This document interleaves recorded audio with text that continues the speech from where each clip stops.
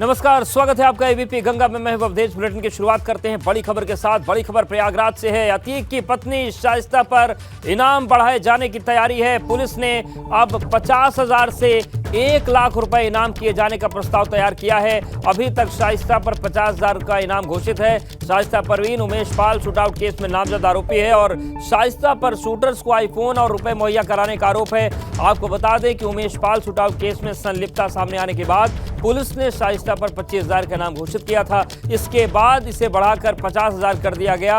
शाइस्ता परवीन की तलाश में पुलिस और एसटीएफ की कई टीमें दबिश दे रही हैं। तो शाइस्ता परवीन को अब तक पुलिस ढूंढ नहीं पाई है और अब इनाम को 50,000 से 1 लाख किए जाने का प्रस्ताव तैयार हो रहा है। लेकिन शाइस्ता परवीन की अब तक कोई जानकारी पुलिस नहीं लगा पाई है। शाइस्ता पर शूटर्स को आईफोन और रुपए मुहैया कराने का आरोप है। प्रयागराज से हमारे साथ मोहम्मद मोइन जुड़ गए हैं। मोइन, ये जानकारी मिल रही थी कि प्रयागराज कौशाम्बी के आसपास शाइस्ता छिपी हो सकती है। बड़ी लंबी कवायद चल रही है। इन सब के बीच अब क्या कर रही है पुलिस और क्या फिर से इनाम बढ़ाया जाएगा एक बार?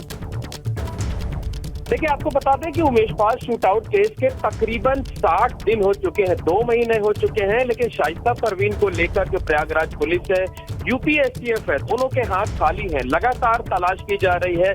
ड्रोन कैमरों के जरिए कभी निगरानी की जाती है तो कभी पानी में नाव पर बैठ करके पुलिस वाले जो है वो सर्च ऑपरेशन चलाते हैं। लेकिन इस सब के बावजूद शाइस्ता परवीन का अभी तक कोई पता नहीं लग पाया है। अभी तक गिरफ्तारी नहीं हो सकी है। पहले ये कयास लगाए जा रहे थे कि शाइस्ता परवीन प्रयागराज, कौशाम्बी या आसपास के किसी जिले में छिपी हो सकती है। लेकिन अब इस बात की आशंका जताई जा रही है कि वो उत्तर प्रदेश छोड़ चुकी है, पश्चिम बंगाल या देश के किसी दूसरे राज्य में छिपी हुई है। और क्योंकि वो पुलिस में पकड़ी जाए, गिरफ्तारी हो सके, इसी वजह से अब तक जो 50,000 रुपए का इनाम था शाइस्ता परवीन पर, अब उसे बढ़ाए जाने की तैयारी की जा रही है। बाकायदा प्रस्ताव जो है वो तैयार कर लिया गया है और बहुत मुमकिन है कि अगले 1-2 दिनों के अंदर शाइस्ता परवीन पर जो इनाम की रकम है वो 50,000 रुपए से बढ़ाकर 1 लाख रुपए की जा सकती है या फिर 2.5 लाख रुपए की जा सकती है। तो उस बारे में जो कागजी औपचारिकताएं होती हैं वो कागजी औपचारिकताएं पूरी की जा रही हैं और बहुत मुमकिन है कि अगले 1-2 दिनों के अंदर शाइस्ता परवीन पर इनाम की रकम बढ़ सकती है। पुलिस को इस बात की उम्मीद होगी कि इनाम की लालच में कोई भी व्यक्ति जो है वो शाइस्ता के बारे में सुराग देगा और इस तरीके से वो शाइस्ता तक पहुंच पाएगी, उस पर शिकंजा कसेगी, उसकी गिरफ्तारी करेगी और कोर्ट के आदेश पर जेल भेजेगी। शुक्रिया मोइन आपका जानकारी और अपडेट्स को देने के लिए। बीच एक बड़ी खबर आ रही है, उसका रुख करते हैं। मायावती ने बिहार के मुख्यमंत्री नीतीश कुमार के फैसले पर सवाल उठाए हैं। दरअसल आनंद मोहन की रिहाई को लेकर नीतीश कुमार को घेरा। उन्होंने बसपा प्रमुख मायावती ने अपने ट्वीट में लिखा कि बिहार की नीतीश सरकार द्वारा आंध्र प्रदेश यानी कि तत्कालीन आंध्र प्रदेश जो अब तेलंगाना है, महबूब नगर के रहने वाले गरीब दलित समाज से आईएएस बने बेहद ईमानदार जी कृष्णैया की निर्दयता से की गई हत्या मामले में आनंद मोहन को नियम बदल कर रिहा करने की तैयारी देश भर में दलित विरोधी नेगेटिव कारणों से काफी चर्चाओं में है। आनंद मोहन बिहार में कई सरकारों की मजबूरी रहे हैं, लेकिन गोपालगंज के तत्कालीन डीएम श्री कृष्णैया की हत्या मामले को लेकर नीतीश सरकार का ये दलित विरोधी और अपराध समर्थक कार्य से देश भर के दलित समाज में काफी रोष है। चाहे कुछ मजबूरी हो, किंतु बिहार सरकार इस पर जरूर पुनर्विचार करे।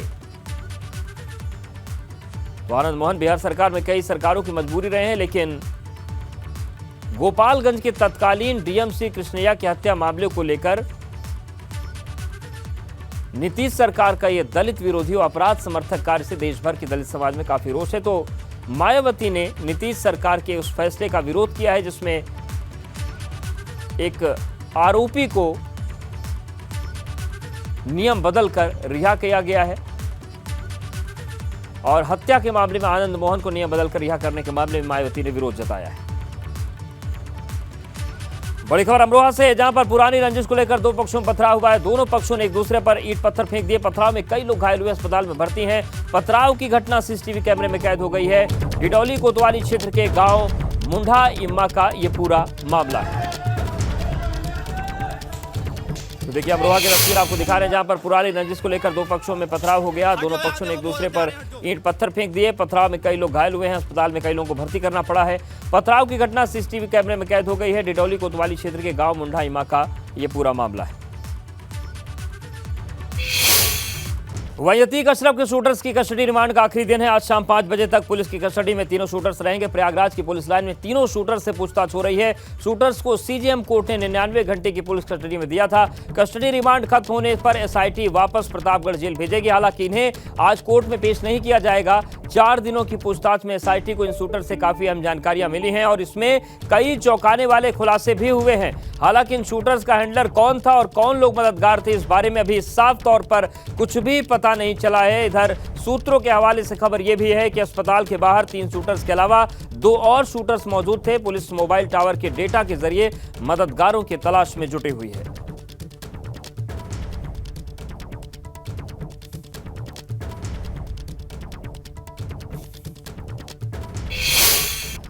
बड़ी खबर अतीक अहमद से जुड़ी हुई आ रही है। अतीक ने जिन संपत्तियों को कब्जाई उन्हें मुक्त कराने की कोशिश है। कब्जा मुक्त कराने के लिए आयोग बनाने की तैयारी में यूपी सरकार है। जल्द ही आयोग के गठन का ऐलान हो सकता है और अतीक अहमद से सताए लोगों की एप्लीकेशन ली जाएगी और उसके बाद किस तरीके से जमीनें वापस हों, इस पर आयोग काम करेगा। आपको बता दें कि अतीक ने जमीनों को कब्जा कर लिया था। बहुत सारे ऐसे लोग हैं जो सामने आए और बहुत सारे ऐसे थे जो सामने नहीं आ पाए, आवाज दबा दी गई, कुछ लोगों को जुल्म का सामना करना पड़ा।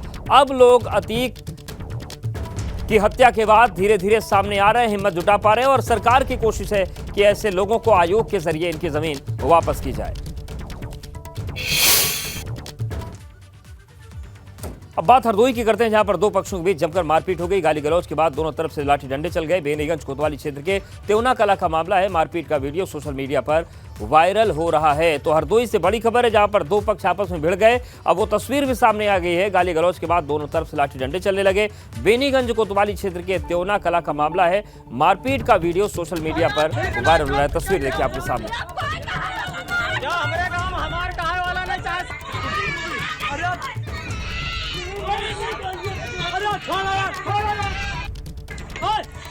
तो देखिए 2 पक्ष आपस में भिड़ गए और महिलाओं को भी इस मारपीट में नहीं बख्शा।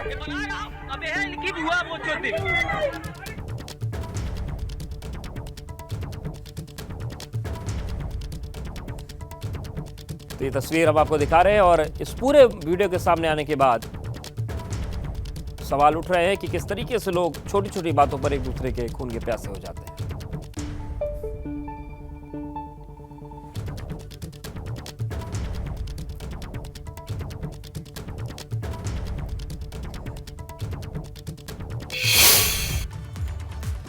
और बड़ी खबर गाजियाबाद से हुई, जहां पर सिपाही पर दुकानदार से मारपीट का आरोप लगा है। हरसाव पुलिस लाइन के पास सिपाही ने दुकानदार को पीटा। सिपाही और दुकानदार के बीच मारपीट का वीडियो वायरल हो गया। बताया जा रहा है कि सिपाही नशे में था, उसके हाथ में बियर की गेंद थी। नशे की हालत में सिपाही ने दुकानदार को गाली दी। हालांकि दुकानदार ने भी सिपाही को थप्पड़ मार दिया। बाद में वीडियो वायरल होने के बाद अधिकारियों ने संज्ञान लिया है और सिपाही गौरव को सस्पेंड कर दिया है। तो ये देखिए तस्वीर गाजियाबाद की दिखा रहे हैं, जहां पर आप सिपाही देखिए किस तरीके से शराब के नशे में जाकर दबंगई करता है। हालांकि उसके बाद थोड़ी देर बाद व्यापारी ने भी अपना आपा खो दिया और उसने भी सिपाही पर थप्पड़ बरसाने शुरू कर दिए।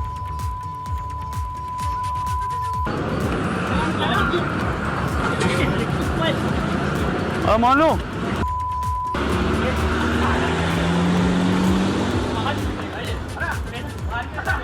तो गाजियाबाद की तस्वीर आपको दिखा रहे हैं, जहां पर वीडियो वायरल होने के बाद सिपाही गौरव को सस्पेंड कर दिया गया है और शराब के नशे में ये व्यापारी से बदतमीजी कर रहा था उसकी दुकान पर जाकर। हालांकि इसकी बदतमीजियों से आजिज आकर सिपाही को भी, व्यापारी ने भी सिपाही को थप्पड़ बरसा दिया।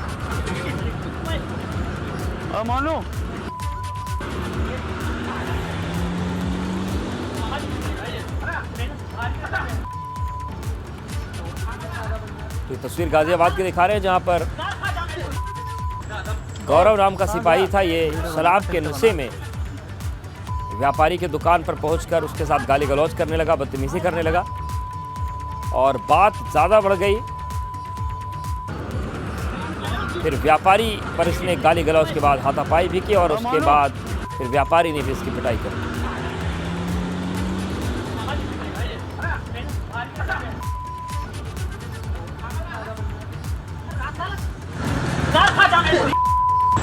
ओए कहाँ गया? वीडियो बनाना सही से बना।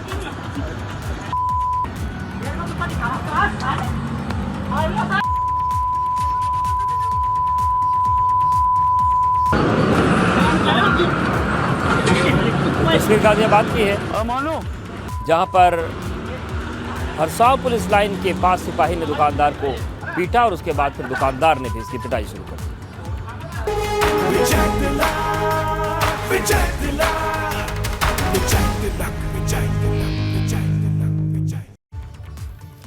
भाजपा नगर निगम चुनाव को लेकर नगर विकास रथ निकालेगी। नगर निगमों में भाजपा नगर विकास रथ निकालेगी और 24 अप्रैल से भाजपा की कैंपेन की शुरुआत होने जा रही है। CM deputy CM Bhupendra Chaudhary विकास रथ को हरी झंडी दिखाएंगे। सीएम योगी 24 अप्रैल को Saharanpur, deputy CM Keshav Prasad Maurya Jhansi, deputy CM Brajesh Pathak Ghaziabad, Bhajpa प्रदेश अध्यक्ष मेरठ में नगर विकास रथ को हरी झंडी दिखाएंगे।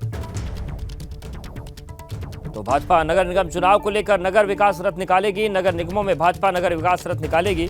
24 अप्रैल से भाजपा के कैंपेन की शुरुआत होगी। CM deputy CM Bhupendra Chaudhary विकास रथ को हरी झंडी दिखाएंगे और सीएम योगी 24 अप्रैल को Saharanpur, deputy CM Keshav Prasad Maurya Jhansi, deputy CM Brajesh Pathak Ghaziabad, Bhajpa प्रदेश अध्यक्ष मेरठ में नगर विकास रथ को हरी झंडी दिखाएंगे। तो व्यापक कैंपेन शुरू होने जा रहा है भाजपा का।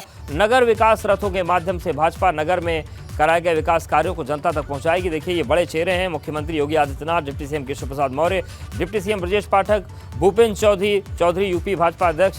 तो सहारनपुर, झांसी, गाजियाबाद और मेरठ की ये तस्वीर हम आपको दिखा रहे हैं। 24 अप्रैल को मुख्यमंत्री सहारनपुर में रहेंगे, केशव प्रसाद मौर्य झांसी में रहेंगे, गाजियाबाद में रहेंगे ब्रजेश पाठक और मेरठ में रहेंगे यूपी बीजेपी अध्यक्ष भूपेंद्र चौधरी।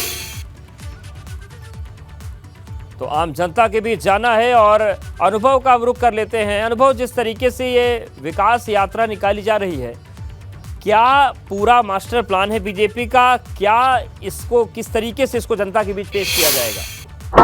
देखिए, सबसे महत्वपूर्ण ये है कि बीजेपी का जो हम कहें कि निकाय चुनाव के लिए प्रचार के महाअभियान की कल से शुरुआत होगी और जो 10 नगर निगम है जहाँ पहले चरण में चुनाव होना है, 4 मई को वोट डाले जाएंगे, वहाँ पर ये जो हम कहें कि विकास यात्रा जिसको नाम दिया है, एक पूरा रथ तैयार किया है बीजेपी ने और उसी रथ को हरी झंडी दिखाएंगे। मुख्यमंत्री सहारनपुर में, प्रदेश अध्यक्ष भूपेंद्र चौधरी मेरठ में, उप मुख्यमंत्री केशव प्रसाद मौर्य झांसी में और उप मुख्यमंत्री ब्रजेश पाठक गाजियाबाद में। और उसके बाद वो पूरा जो रथ तैयार किया गया, एलईडी रथ है वो, उसमें सरकार की तमाम योजनाओं का जिक्र है। वो उस पूरे नगर निगम क्षेत्र में घूमेगा पूरे चुनाव भर और क्या कुछ सरकार ने किया है, जो डबल इंजन की बात करती है बीजेपी, उसके बारे में वो बताएंगे। और अब तो बीजेपी ट्रिपल इंजन की बात कर रही है, यानी कि केंद्र में, उत्तर प्रदेश में और अब शहरों में, यानी तो निकाय के चुनाव है, यहाँ पर भी अगर बीजेपी जीतती है, उनकी सरकार बनती है, नगर निगम में उनका मेयर बैठता, तो किस तरीके से उस क्षेत्र का विकास होगा, इन सारी चीजों के बारे में वो जो रथ होगा, एलईडी रथ होगा पूरी तरह से, उसके जरिए प्रचार प्रसार किया जाएगा। और कल से इस महाअभियान की शुरुआत हो रही है। फिर कल ही देखिए, आपके दूसरा चरण है, उसके नामांकन का बिल्कुल अंतिम दिन है और उस दिन जो 7 नगर निगम है जहां बीजेपी के जो उम्मीदवार है वो अभी थोड़ी देर में घोषित होंगे, वहां पर भी सरकार के मंत्री जाएंगे, नामांकन में शामिल होंगे। जैसे पीडब्ल्यूडी मंत्री जितेंद्र प्रसाद वो शाहजहांपुर में नामांकन में शामिल होंगे। इसी तरीके से सुरेश खन्ना वो भी वहां पर शामिल होंगे, कैबिनेट मंत्री, वित्त मंत्री हैं सुरेश खन्ना, वो भी शामिल होंगे। तो कुछ तो मंत्री जो है वो इस नगर विकास यात्रा रथ को हरी झंडी दिखाएंगे और कुछ मंत्री जो है कल जहाँ जहाँ नामांकन का आखिरी दिन है उन 7 जगहों पर जाकर उस नामांकन में शामिल होंगे। बिल्कुल, शुक्रिया अनुभव आपका जानकारी और अपडेट्स को देने के लिए। तो पूरी तैयारी है, पूरा खाका है और लोगों के बीच विकास कार्यों को, सरकार द्वारा किए गए विकास कार्यों को पहुंचाने की जिम्मेदारी है। और बड़ी खबर प्रयागराज से भी है। सपा के पूर्व नेता रईस चंद्र शुक्ल की भाजपा में ज्वाइनिंग पर नंदगोपाल नंदी ने चिट्ठी लिखकर नाराजगी जता दी है। उन्होंने आरोप लगाया कि कुछ लोग पार्टी को प्राइवेट लिमिटेड की तरह चला रहे हैं। रईस चंद्र शुक्ला की joining deputy CM Keshav Prasad Maurya ने कराई थी और नंदी ने अपनी ही सरकार पर आरोप लगाते हुए कहा कि स्थानीय विधायक के रूप में मुझे विश्वास में लेना तो दूर, कोई औपचारिक सूचना दिए बिना मेरे खिलाफ सपा से चुनाव लड़ने वाले को पार्टी ज्वाइन कराना गंभीर प्रकरण है और ये गहरी साजिश है। रईस शुक्ला के बीजेपी ज्वाइन करने के बाद जो बीजेपी की अंतर कलह है, खासतौर से प्रयागराज के 2 बड़े दिग्गज नेताओं के बीच की कलह खुलकर सामने आ गई। और चलिए आपको बता दें कि केशव प्रसाद मौर्य पर तीखा तंज क्यों हुआ, इसकी वजह जान लेते हैं। नंदगोपाल नंदी को भाजपा में शामिल रईस चंद्र शुक्ला पर ऐतराज है। 2022 के विधानसभा चुनाव में नंदी के खिलाफ सपा से लड़े थे रईस चंद्र शुक्ला। प्रयागराज की शहर दक्षिणी सीट से नंदी के खिलाफ रईस चंद्र शुक्ला चुनाव लड़े। पूर्व सपा नेता रईस चंद्र शुक्ला को भाजपा में शामिल कराने से नंदी नाराज है। बिना नाम लिए केशव प्रसाद मौर्य को लेकर नंदी ने नाराजगी जताई और रईस चंद्र शुक्ला को भाजपा में शामिल कराने को साजिश बता रहे हैं। नंदी में चिट्ठी में लिखा कि कुछ लोग पार्टी को प्राइवेट लिमिटेड की तरह चलाने की कोशिश कर रहे हैं। स्थानीय विधायक की उपेक्षा कर विपक्षी नेता को पार्टी में शामिल कराया गया और इस तरह स्थानीय विधायक की उपेक्षा और अवहेलना गहरी साजिश है। यानी कि नंदी ने यह भी कहा कि कुछ लोग प्राइवेट लिमिटेड की तरह कंपनी को पार्टी को चलाना चाहते हैं। उन्होंने ये भी कहा कि ये एक गहरी साजिश है, यानी कि गंभीर आरोप उन्होंने लगाए हैं। इधर भाजपा ज्वाइन करने वाले सपा के पूर्व नेता एबीपी गंगा से बातचीत में उन्होंने कहा कि मेरे पिताजी से पहले भाजपा में वो थे। कुछ लोगों को मेरे भाजपा ज्वाइन करने से जलन हो रही। हो सकता है कि नंदी 2022 में उनके खिलाफ चुनाव लड़ने से नाराज हों। रईस चंद्र शुक्ला ने यह भी कहा कि उन्होंने खुद भाजपा में शामिल होने के लिए संपर्क किया था। उन्होंने क्या कुछ कहा, सुनिए। आपकी पार्टी में ज्वाइनिंग हुई, भाजपा में ज्वाइनिंग हुई और उसके बाद अब नंद गोपाल गुप्ता नंदी बताए जा रहे हैं कि नाराज हैं। उन्होंने खुली चिट्ठी लिखी है और सवाल खड़े किए हैं आपकी ज्वाइनिंग को लेकर। आपका क्या कहना है? जी, हमारा एक मेन एक कहना है कि वो आज आए हैं पार्टी में। जी, मेरे पिताजी एक जमाने से उस पार्टी में थे। जब माननीय आदरणीय मुरली मनोहर जोशी जी जब हमारे यहाँ से मेंबर ऑफ पार्लियामेंट थे तो पिताजी मेरे वहाँ के संयोजक रहते थे। जब वो मंत्री थे तो हमारे यहाँ ही खाना खाते थे मैजा में। उसके गवाह नरेंद्र देव पांडे जी हैं, शिवदत्त पटेल जी जिलाध्यक्ष हैं, सारे लोग हैं। और माननीय अनिल जी जो आज संगठन मंत्री हैं, उनसे पूछिए, वो बताएंगे हमारे पिताजी के विषय में, हमारे परिवार के विषय में। तो क्या लग रहा है आपको, नाराजगी की क्या वजह है? क्या इनसिक्योर यहाँ पर हैं या उनको ये बताया नहीं गया? नाराजगी की वजह केवल मतलब खुद की जलन हो सकती है और तो हमारा उनका कोई विरोध भी नहीं है, ना हमारा कोई चुनाव लड़ना। ये लोकतंत्र है, आदमी चुनाव लड़ता है, जीतता है, हारता है। कि आदमी चुनाव लड़ता है, भिड़ता है, लेकिन ये उनकी जलन हो सकती है। नंद गोपाल गुप्ता नंदी। प्रयागराज से बड़ी खबर है, माफिया अतीक का धमकी वाला एक और ऑडियो वायरल हो रहा है। 2016 में तत्कालीन बसपा नेता आसिफ सिद्दीकी को धमकी देने का ऑडियो वायरल हो रहा है। 10 करोड़ रुपए की रंगदारी मांगते हुए अतीक की आवाज सुनी जा सकती है। मुंबई में जाकर मारपीट की धमकी देते हुए ऑडियो वायरल हुआ। आसिफ सिद्दीकी 2014 में प्रतापगढ़ से बसपा के टिकट पर लोकसभा का चुनाव लड़ा था। 2017 में विधानसभा चुनाव में प्रयागराज की फूलपुर सीट से वो लड़ना चाहता था। अतीक अहमद ने उसे धमकी देकर चुनाव नहीं लड़ने को कहा और अंजाम भुगतने की धमकी दी। साथ ही 10 करोड़ रुपए की मांग की। इस वायरल ऑडियो को एबीपी गंगा पुष्टि नहीं कर रहा है। हाँ, बॉम्बे हो? कौन बोल रहे हैं? अतीक बोल रहा हूँ। हाँ भाई, बॉम्बे में हूँ सर। इलाहाबाद कब आ रहे हो? कल निकलूंगा भाई। तो खैरियत तो चुनाव में? अभी क्या करूँ, उधर से आया है भाई, बोले भाई तुम आओ, अभी आऊंगा इसी फरफरी करके बॉम्बे जाऊंगा। में जहाँ तुम आगे बजा के स्वागत किया था, जी जी, है ना, जहाँ तुम्हारे अब्बा बैठते थे, जी जी जी, वहीं तुमको तुम्हारा पैरम तोड़वा डालेंगे। हाँ, मैं तेरा बताता हूँ, अभी तो हमको जानता नहीं है। अरे भाई मैंने तेरा बेजौल शरीर देखने के लिए लौंडे भीड़ लगा लेते हैं, तो तय समझ रहा नेता हो गया। तेरे चुनाव में हम तो नहीं गए थे। आओ तुम। अरे भाई मैं कुछ कहूंगा ही नहीं ना, इंशाल्लाह। अरे तेरी हम अगर इलाहाबाद से लेके मुंबई तक कि वहीं कौड़ी की 3 हो जाओगे। इधर उधर ठुमकता है हाथी की तरह, तो लोग भीड़ लगा लेते हैं, समझता है। हेलो। हाँ भाई। अब तन्ना भी आएगा, अब तक देगा कम से कम 10 करोड़ रुपया, चाहे घर बेच चाहे द्वार बेच। अब मैं तुझसे बताऊँ तो गुंडई कहाँ होती। अरे भाई मैं कभी आपके खिलाफ गया क्या भाई? अबे हम लोग के खिलाफ जाता हूँ। अरे कभी सोच भी नहीं सकता भाई। अबे बम्बई में तेरी अब तुझसे लिया करूंगा जबरिया गुंडे से पैसा, समझे? और नहीं इतना मारा जाएगा तुम्हारा। तो देखिए, ये ऑडियो वायरल हो रहा है अतीक अहमद का और आप समझ सकते हैं कि क्या दहशत, क्या खौफ थी, क्या गुंडागर्दी थी। हालांकि तमाम ऐसे राजनीतिक लोग हैं जो आज भी अतीक के नाम पर आंसू बहा रहे हैं, लेकिन असल में किस तरीके की मुश्किलों लोगों को झेलनी पड़ी उसकी हजारों कहानियां मौजूद हैं। और यही वजह है कि आयोग बनाने की तैयारी भी सरकार कर रही है कि ताकि कुछ लोगों की ज़मीन वापस हो सके। हमारे सहयोगी मोहम्मद मोइन जुड़ गए प्रयागराज से। मोइन, ये जो ऑडियो वायरल हो रहा है, ये जो व्यक्ति है, ये कौन है, क्या पूरा मसला था इनके बीच में? देखिए, ये मुंबई के एक बिल्डर है, मूल रूप से प्रयागराज के रहने वाले हैं। मुंबई में के बड़े कारोबारियों में इनकी गिनती होती है। आसिफ सिद्दीकी नाम है। राजनीति में भी दिलचस्पी रखते हैं। 2014 में प्रतापगढ़ सीट से बीएसपी के टिकट पर पार्लियामेंट का चुनाव लड़े थे। उसके बाद ये 2017 का चुनाव प्रयागराज विधानसभा का चुनाव प्रयागराज की फूलपुर सीट से लड़ना चाहते थे।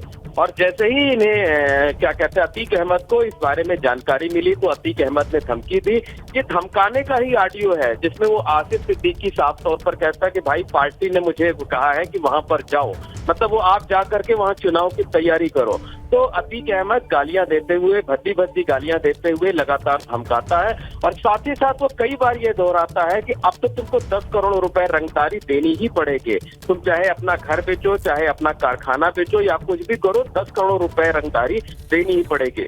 तो साफ तौर पर कहा जा सकता है कि किस तरीके से अतीक अहमद, जो तमाम लोग हैं, जो बड़े बिल्डर्स हैं, जो कारोबारी हैं, उनको किस तरीके से धमकाता था, किस तरीके से लोगों को चुनाव लड़ने से रोकता था, किस तरीके से वसूली करता था, ये जो ऑडियो है ये उसकी एक बानगी है।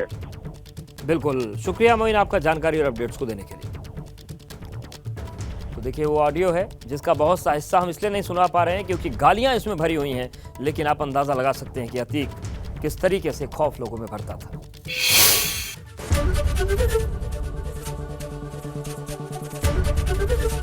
एबीपी गंगा, खबर आपकी, जुबान आपकी।